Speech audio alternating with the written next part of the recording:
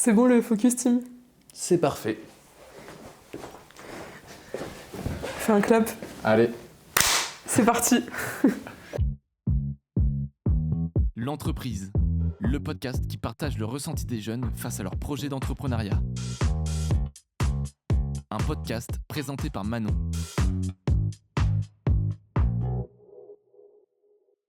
Ça y est, on est en septembre et la saison 2 du podcast L'entreprise va bientôt commencer.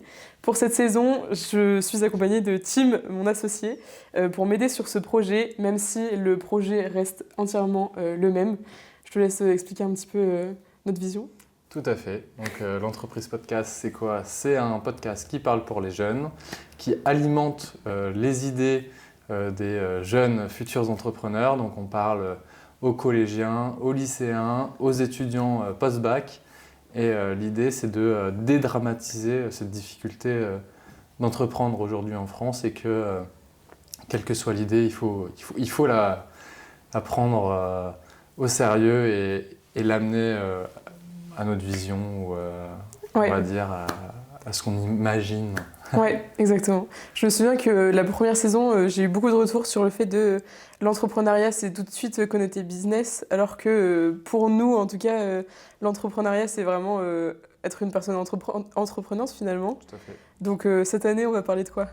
On va parler de personnes qui ont fait de l'associatif, des personnes qui ont plusieurs business. Je pense notamment à l'agriculture et en même temps au gîte, ou encore à ceux qui ont osé pendant leurs études. Et eux ont vraiment des histoires extrêmement passionnantes parce que en tant que jeune, moi souvent c'est des mineurs, on n'ose pas passer à l'étape alors qu'en soi ça va, c'est cool. Bah oui. Pour le coup, on est deux entrepreneurs aussi, donc on sait de quoi on parle un petit peu, sinon on ferait pas ça non plus. Tout à fait. Je te laisse te présenter. Enchanté, Tim. Enchanté, Manon. Enchanté. Donc Manon, 20 ans, étudiante en communication et publicité à Lille, normande de base et normande dans le cœur. Je suis photographe de mariage depuis 3-4 ans maintenant. J'ai commencé à faire des projets vraiment au collège. Dès qu'il y avait une opportunité, je la saisissais. Et en fait, sans m'en rendre compte, j'ai monté ma micro-entreprise. J'étais prise dans les factures, les contrats, etc. de mariage, de séances photo. Ça m'a énormément appris. Et j'ai aussi rencontré énormément de jeunes qui faisaient la même chose que moi. Et en fait, on n'en parle pas du tout assez. Et donc, c'est pour ça que j'ai voulu créer le podcast. Donc voilà, brièvement pour moi, mais je pense que tout le monde va va apprendre à me connaître pendant la saison, parce que je suis une grande pipelette. Voilà. Et toi, dis-nous tout. Et moi, je ne parle pas durant la saison, mais je suis derrière la caméra. Et donc, moi, c'est Tim, j'ai 21 ans, je suis lillois de vécu. J'ai vécu, ça fait 16 ans que je vis ici. Mais sinon, je suis de région parisienne et je suis normand de cœur aussi. Donc de Basse-Normandie, toi tu es de Haute-Normandie. Et oui, la Seine nous sépare. Tout à fait. Et on va dire que l'entrepreneuriat, c'est arrivé assez jeune chez moi, vers mes 13-14 ans, où j'ai commencé à créer des communautés sur les réseaux sociaux. Et ensuite, j'ai testé plein de trucs, comme des sites internet. J'ai testé de l'associatif. J'ai créé une agence de communication avec 3 de mes amis. Et aujourd'hui, je me considère plus vraiment comme un entrepreneur, mais comme un assopreneur. Parce que j'ai pas d'entreprise à mon nom. C'est que des associations. Ouais. donc voilà. Bah trop bien. Est-ce qu'on raconte comment on s'est rencontrés ou pas? On peut. Et comment on s'est rencontrés avec Manon et pourquoi je suis associé maintenant pour cette saison 2 de l'entreprise podcast? C'est parce qu'on s'est rencontrés lors d'une soirée où il y avait énormément d'entrepreneurs chez Maxence Tison, qui est un créateur de contenu sur les réseaux sociaux, qui a ouvert son studio qui s'appelle Le Clap. Et d'ailleurs, si vous voulez avoir accès à des conseils de Maxence, vous pouvez les retrouver sur la boîte à outils sur notre Instagram, qui est l'entreprise-podcast. Et vous pouvez retrouver plein de conseils d'entrepreneurs, on va dire, confirmés. Donc on s'est rencontrés à cette soirée-là, mais tous les deux de nature très timide. Donc on ne s'est pas parlé. Ouais. On s'est parlé ensuite sur les réseaux sociaux. Vraiment la génération Z. Voilà, la simplicité. Hein. Vraiment. Donc on était à la même soirée, on s'est pas parlé, mais on s'est parlé le soir même sur les réseaux sociaux. Ouais, et on s'est appelé plusieurs fois, on a parlé du podcast, de mes projets. Et au bout d'un moment, il me semble que c'était 1 mois et demi, 2 mois après, Ouais, bah moi en fait j'étais en stage aux Pays-Bas à ce moment-là et je voulais absolument développer le podcast, que ça devienne un réel média, que ça prenne de plus en plus d'ampleur. Et je me souviens à ce moment-là avoir cherché en fait dans mon téléphone des gens qui pourraient m'aider sur ce projet-là, pour chercher un associé, enfin le mot est grand, mais plutôt une personne qui m'aide en tout cas et qui m'épaule. Et j'ai vu plusieurs noms, je me suis dit ah ok, j'ai contacté des personnes. C'était souvent des refus. Et à un moment donné, tu m'as appelé. Moi, j'avais pas du tout pensé à toi parce que tu étais trop occupée, selon moi. Et à un moment donné, je me souviens, j'étais prête pour aller en soirée, quoi. Et là, je reçois un de tes appels qui me dit. Même en voiture, il me Ouais, semble. j'étais en voiture pour aller en soirée. Et tu me dis, ouais, comment ça va? Juste prendre des nouvelles. Et du coup, je t'ai dit, comme ça, ouais, je recherche quelqu'un pour m'épauler. Tu m'as dit, t'inquiète, on s'appelle lundi et je t'aurais trouvé avec quelqu'un. Et j'ai trouvé personne, mis à part moi. Ouais, c'est ça. Au début, j'ai créé des communautés sur Instagram. Je sais que c'est extrêmement important et que ça a énormément de valeur pour les gens.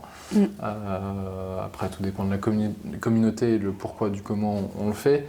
Mais j'ai toujours voulu créer un média et j'avais aucune compétence technique. Du moins gestion de caméra, gestion de micro, montage, Ouais. et que toi tu as. Ouais. Et c'est là où je me suis dit, en fait, pourquoi pas essayer? Et donc on s'est associés pour cette saison 2. C'est ça. Et on verra ce qu'on va faire lors de cette saison 2. Et je pense qu'on Ouais. peut dès à présent présenter la saison 2, de qui on va inviter, combien il y a d'épisodes, combien de temps ça va durer. Ouais, carrément. Pour le coup, la saison 2 est un peu plus tofu, ça se dit ça? Oui. Il y a plus d'invités. Ouais, c'est ça. Donc on reçoit beaucoup plus d'invités dans la saison 2 et beaucoup plus travaillés aussi. Vous verrez que les formats changent quand même par rapport à la première saison. Les qualités audio et visuelles également, on a travaillé là-dessus. Et pour le coup, il va y avoir environ 15-16 épisodes entre septembre et avril. On a hâte de vous les partager. Je te laisse teaser un petit peu quel type de personnes on reçoit. Ouais, on va accueillir des entrepreneurs de la tech, du digit, des personnes dans l'agriculture, dans la culture, Ouais. des aventuriers aussi, Ouais. autour de l'associatif. Et aussi, on a une nouvelle news pour cette saison 2, c'est le site internet qui va nous permettre de toucher une nouvelle cible et d'être mieux référencé, donc pour toucher plus de monde. Donc Ouais. je te laisse expliquer le pourquoi du comment on a fait ça et quelles sont, on va dire, les caractéristiques de ce site web. Ouais, exactement. Pour le coup, le site web, c'est surtout pour atteindre une plus large cible, comme Tim l'a dit. Surtout pour toutes les personnes qui ne peuvent pas forcément écouter ou qui ont du mal à comprendre en fait, tout ce qu'on dit à l'oral. Tous les épisodes vont être retranscrits à l'écrit, un peu plus simplifiés, avec des synthèses aussi, parce que parfois ça peut être long aussi. Donc voilà, c'est plus niveau accessibilité aussi qu'on a voulu penser à tout le monde et sans discrimination. Ensuite aussi, il y a du coup la partie plus facile, entre guillemets. Il y aura le même endroit où vous pouvez lire les épisodes de podcast, mais aussi les écouter. Donc vous pouvez directement avoir accès à tous les épisodes comme sur des plateformes de streaming audio. Vous pouvez les écouter même en ayant le téléphone en veille, etc. Enfin, voilà, ça devient un réel support d'écoute pour tout le monde. Et on raconte aussi un petit peu notre histoire, nos valeurs, l'équipe, parfois qui s'agrandit, parfois Tout à fait. qui se rétrécit, on va dire. Voilà, on accueille des Pas personnes. parce que je pars ou elle part, hein, parce qu'il y a des stagiaires ou des Ouais, c'est personnes qui sont de passage. C'est ça, et qu'on est ravis d'accueillir. Oui. Mais voilà, globalement, c'est un petit peu ça. Et il y aura forcément un espace pour toutes les personnes qui veulent nous contacter plus facilement aussi. qui veulent passer dans des épisodes, ils peuvent nous contacter directement là-dessus. Parce que vous pouvez pas forcément aimer notre contenu sans nous connaître et sans connaître le monde qu'il y a derrière. On a décidé de se livrer à vous comme un mini-épisode finalement de 2 entrepreneurs qui se posent des questions sur leur vie, leurs projets, etc. Comme à l'image en fait de ce qu'on fait tout au long de l'année. Tout à fait. Présente-toi Manon. On l'a fait un petit peu brièvement tout à l'heure. Pour expliquer un petit peu mon parcours, j'ai toujours été un petit peu en avance par rapport à mon âge. Et dès le collège, il y avait, tu sais, tous les conseils d'administration, le conseil de la cantine, tous ces trucs-là. Moi, j'étais partout. La vie du collège. C'est ça, la vie du collège. Mais ça m'intéressait bien, un peu ce monde d'adulte, etc. Et un jour, dans mon collège, j'ai vu une affiche qui promouvait en fait le conseil départemental des collégiens de Seine-Maritime. Et je me suis dit, ça a l'air cool, franchement, c'est que des opportunités à prendre, c'est gratuit, enfin je veux dire, ça me coûte rien, ça me coûte juste un mercredi après-midi toutes les 5 semaines. Et en plus, on mangeait là-bas, gratos et tout, enfin je me dis, en vrai, la vie de star. Donc je me suis dit, vas-y, je candidate. J'ai été élue dans mon collège et depuis cette expérience-là, je pense que c'est vraiment le moment très marquant de mon expérience entrepreneuriale qui a d'abord commencé par une collectivité, l'associatif, puis une entreprise. Et après, on ne sait pas de quoi l'avenir est fait. Mais d'ailleurs, tu présentes une association lors d'un épisode avec les 2 personnes avec qui tu l'as construite. Oui, c'est ça. C'est l'épisode « Vouloir sauver le monde à 13 ans » avec Rachida et Sorine. Donc voilà. Que vous pouvez retrouver sur le site internet de manière retranscrite. Exactement. Et synthétisée. C'est ça. Ok, et donc aujourd'hui, tu fais quoi dans ta boîte ? Mon entreprise, c'est Manon Mounen Photographie. Je me suis pas cassé la tête pour trouver le nom. Juste parce que je fais des photos. Avant, à l'époque, je faisais des vidéos YouTube. C'était un peu la période honteuse pour tout le monde, je pense. Mais on a tous commencé quelque part. Je faisais des vidéos YouTube et il fallait avoir des miniatures pour les vidéos. Donc c'était mes copines qui me prenaient en photo. Et en fait, elles n'y arrivaient pas. Et donc je disais, mais non, regarde, il faut faire ces réglages-là, etc. Donc je leur montrais. Et finalement, c'était elles qui devenaient les modèles. Et en fait, je me plaisais beaucoup plus à être derrière la caméra, à faire les réglages, etc., qu'à être devant. Et donc, je me suis dit, pourquoi pas juste les prendre en photo, elles sont jolies, je les aime bien. Donc, c'était moi, j'aime bien. Des vidéos autour de la mode ? Oui. Okay. Je suis pas sûre de le laisser. Le désastre. C'est ça.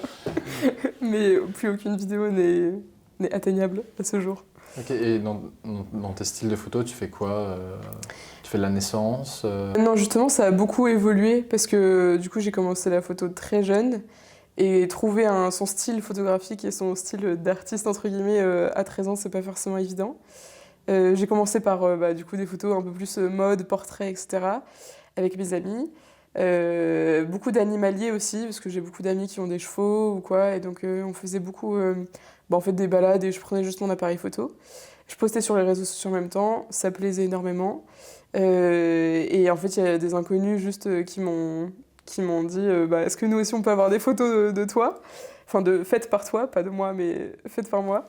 J'ai demandé à mes parents, ils m'ont dit écoute, franchement, vas-y, mais vas-y sur ton vélo, enfin, t'es autonome. Parce que t'habites en campagne. Oui. Ouais. Vraiment, la campagne, mes parents sont agriculteurs, donc forcément dans un petit village. Et donc, j'y suis allée en vélo la première fois, ça s'est super bien passé. Je suis revenue saine, vivante, enfin voilà. Donc, très mes parents. Indépendante, quoi. Très, très indépendante. Et donc mes parents m'ont dit écoute, ça a l'air de bien se passer, donc continue, ça te fait sortir, tu rencontres des gens, c'est que du plus. Et donc j'ai continué. Je faisais de plus en plus de couples aussi, après des groupes d'amis, etc., des familles.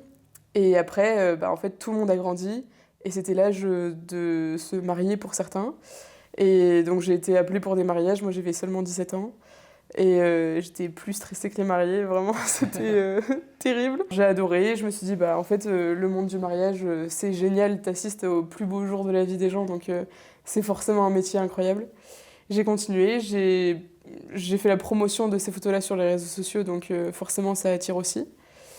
Et bah maintenant, voilà, j'en suis à 18 mariages par an, enfin en tout cas pour 2024, ce qui était un gros challenge Et pour que j'ai 2025, t'as réussi. combien? Pour 2025, je baisse La vraiment, cadence? je baisse la cadence. J'en ai accepté 10. 10? Donc je pense que c'est C'est déjà très l'équilibre. correct, C'est déjà très très correct pour la troisième année, quoi. effectivement. Donc voilà, et j'ai refusé une quinzaine de demandes, quoi. Et B, Voilà grosso modo le parcours. Mais ça n'a pas toujours été simple, hein. très beau. Tim, qui es-tu? Est-ce que tu peux te présenter à notre audience finalement? Ah bah, je suis toujours Tim, j'ai toujours 21 ans depuis tout à l'heure. Pareil que toi, l'entrepreneuriat, ça arrivait assez jeune, j'avais 13-14 ans. J'ai toujours été autour de la création de communautés. J'ai un parcours assez généraliste d'un point de vue études. Donc j'ai fait un bac ES. Je crois qu'on est à la dernière promo en ES-LS. Oui, c'est possible. Après, le Covid est passé par là. Après mon bac, je suis parti en école de communication. J'hésitais vachement entre école de commerce et école de communication. Mais la communication, en fait, ça a toujours été un volet de ma vie qui m'a rythmé, puisque j'ai appris à parler très tard. Aujourd'hui, je sais mettre un mot après l'autre. J'ai commencé très rapidement l'apprentissage donc en alternance. J'ai commencé par un incubateur qui s'appelle Euratech à Lille, qui incube des centaines de projets et qui a plus de 30 ans aujourd'hui, ou 15 ans, je sais plus. Mais ils ont fait un anniversaire conséquent il n'y a pas très longtemps. Ensuite, je suis parti dans un cabinet de conseil et de communication à Lille, Paris, Bruxelles durant 2 ans. Et là, je termine ma dernière année de Master 2 à Paris, dans une agence de marketing, où je suis chef de projet fundraising, donc dans la levée de fonds pour du non-profit. Et c'est une dernière étape de mon apprentissage, globalement, même si je vais apprendre toute ma vie. Mais c'est une dernière étape qui va bien avec mon parcours, puisque je me considère comme un assopreneur. Je vais bosser dans le non-profit, c'est-à-dire pour les associations à but non lucratif. Mon objectif, ça va être de lever de l'argent pour ces associations-là via des canaux et des axes d'innovation. Donc extrêmement en phase avec ce que je fais aujourd'hui, puisque aujourd'hui j'ai 2 activités à côté de mon apprentissage et de l'école. C'est que j'ai fondé il y a 2 ans et demi une agence avec 3 de mes amis, qui est une agence de communication globale, où on fait de l'identité graphique, de la vidéo. Globalement, on accompagne tout ce qui est association, TPE, PME, dans leurs besoins. Ouais. Et toi, c'est quoi ton rôle dans cette agence? Dans cette agence, mon rôle, c'est un peu le rôle caché. Je suis un peu la petite araignée qui tisse les liens entre nous 4. Donc typiquement, je fais de la gestion de projet, je fais tout ce qui est l'aspect commercial, devis, facture. Et je m'occupe également des finances dans tout ça, même si derrière, c'est pas une entreprise. Donc l'argent qu'on gagne, on le réinjecte dans du matériel, dans des trajets ou globalement beaucoup de matos en fait, parce que l'audiovisuel coûte cher. Et je pense que c'est un sujet que tu connais bien. Oui. Après ces premières expériences en alternance et cette agence de communication qui existe toujours, qui s'appelle l'agence Les Normands d'ailleurs, j'ai voulu faire quelque chose d'un peu plus grand, un projet que j'avais depuis le lycée, qui est Soli, S-O-2-L-Y, qui est la première carte de paiement pour les sans-abri. Donc notre objectif, c'est de dématérialiser les dons qu'on fait aujourd'hui aux sans-abri. Aujourd'hui, on leur donne de la monnaie ou des billets, pour ceux qui ont les moyens pour. Demain, ce serait de faire des solis, donc avec votre téléphone.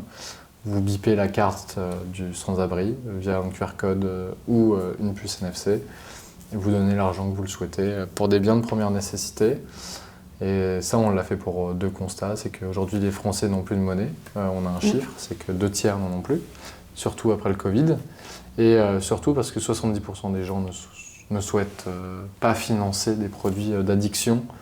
Et donc aujourd'hui, en fait, en calculant la possibilité de don, il ne reste pas grand monde et donc il faut réinsérer ces 70% des personnes qui ne souhaitent pas donner Et donc via Soli, on le fait, parce que c'est une carte qui fonctionne comme une carte ticket restaurant.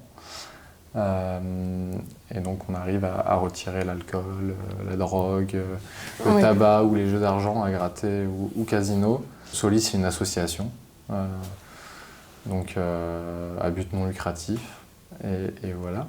Ouais. Et ça a toujours été une évidence pour toi de créer des associations et non des entreprises? Parce que les deux auraient pu être des entreprises, sauf que c'est pas leur statut actuel en tout cas. Oui, ça a toujours été une évidence pour de la facilité.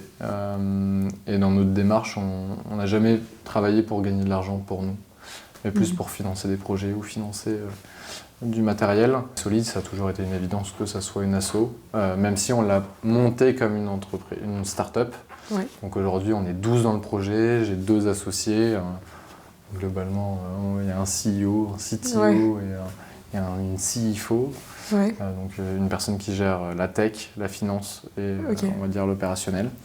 Aujourd'hui, on est 12, il y a un board comme une start-up, il y a des parrains. Après, on a des bénévoles et des partenaires, bien sûr. Mais globalement, on a monté le projet Soli comme une start-up, mais sous forme juridique d'association, parce qu'on n'a jamais voulu gagner de l'argent sur les dons des donateurs à des personnes qui en ont vraiment le besoin. Donc ça a toujours été une évidence. Ok. Donc t'es plus mission que argent? Pour l'instant, ouais.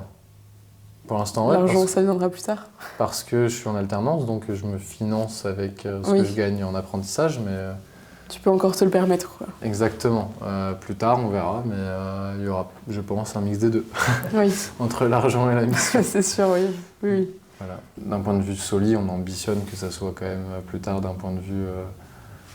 Donc aujourd'hui, c'est très local, national, puisqu'on a des associations partenaires partout en France, mais plus tard, on sera partout en Europe. Bon, on verra dans 3, 5, 10 ans Tout à fait. ce que ça devient. Tout à fait. Et maintenant, vous nous connaissez un peu mieux, Manon et moi. Lors de cet épisode d'introduction, on s'est présenté, on a redéfini l'entreprise, ce que nous souhaitons faire. Et donc, on se retrouve quand, Manon?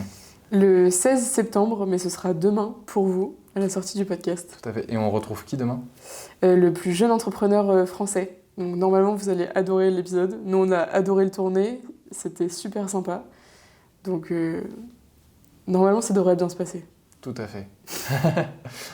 À demain. Et c'était Manon et Tim. Ouais, à demain. Au revoir, Tim. Au revoir, Manon.